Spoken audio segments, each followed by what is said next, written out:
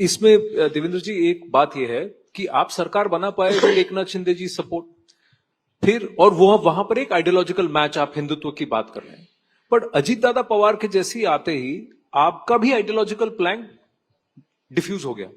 और जो 3-4 दशकों से उनके खिलाफ लड़ रहे थे, आज आपने उनसे कहा कि भाई साथ में लड़ो। तो कई जगह हमने लोकसभा में देखा कि एक दूसरे को गिराने में लगे हुए हैं, कुर्सी खींचने में लगे हुए हैं। तो फिर आप खुद ही अपने आइडियोलॉजिकल प्लान से हटे नहीं? देखिए, कैसा होता है कि पॉलिटिक्स में कई बार आपको पॉलिटिकल अर्थमेटिक की चिंता भी करनी पड़ती है।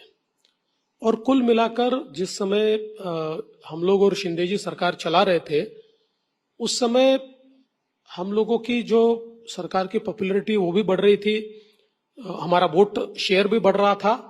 लेकिन फिर भी एक चीज हमारे ध्यान में आ रही थी कि कहीं ना कहीं इस वोट शेयर को और बढ़ाने की आवश्यकता है।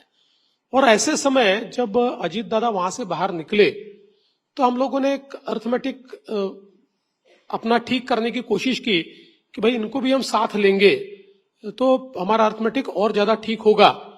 और हाँ, ये बात जरूर थी कि अजीत दादा के साथ हमारी आइडियोलॉजिकली कोई दोस्ती नहीं थी।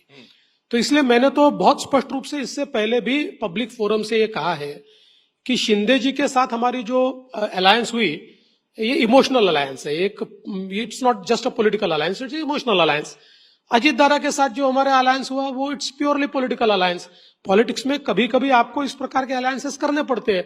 ये हो सकता है कि अब अजीत दादा भी बदले बदले से है, वो भी कहीं ना कहीं हमारी आइडियोलॉजी जिस दिशा में जाती है उस दिशा में उनका भी प्रवास शुरू है। तो अगर वो प्रवास वैसे ही चलता रहा तो शायद उनके साथ भी इमोशनल हमारा अटैचमेंट होगा। आज तो पॉलिटिकल अटैचमेंट है। तो मुझे लगता है कि उस समय हमको जो ठीक लगा हमने निर्णय किया।